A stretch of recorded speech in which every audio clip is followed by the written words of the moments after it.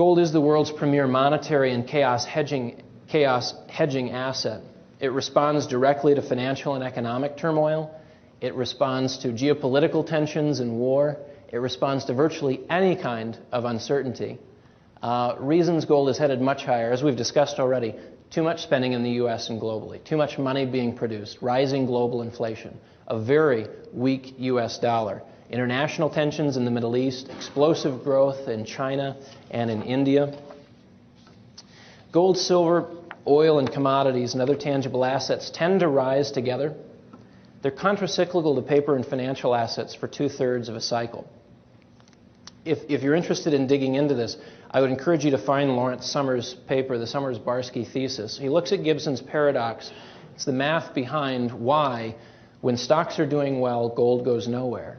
And when stocks, or what we should really say is a flat to negative real rate of return in other asset classes, gold does very, very well. People just step back from other financial assets and say, until the risk-reward relationship is fair and even, I'd rather protect rather than speculate.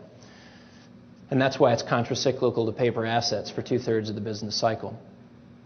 Summers-Barsky thesis.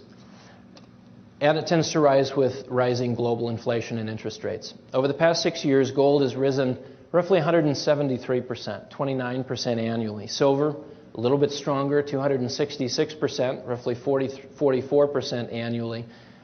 Gold stocks, 300% to the upside. The S&P 500, 78%. And the dollar has dropped roughly 32%. I want to go back to the gold-Dow ratio, and then we'll look at a few of the similarities between the 1970s and now. The main thing that I want to point out, and you should observe here, is the duration of these cycles. This is stocks becoming popular and becoming more popular and becoming more popular, reaching a pinnacle in 1929, and gold having its day in the sun. There's a 32-year stretch when paper assets made sense, and a 14-year stretch where hard assets made sense.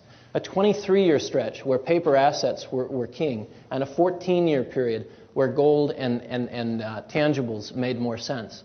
We had the greatest bull market in all of stock market history from 1980 to 1999. It made sense to be in paper assets from a sheer growth standpoint, and we're now in that same phase downward.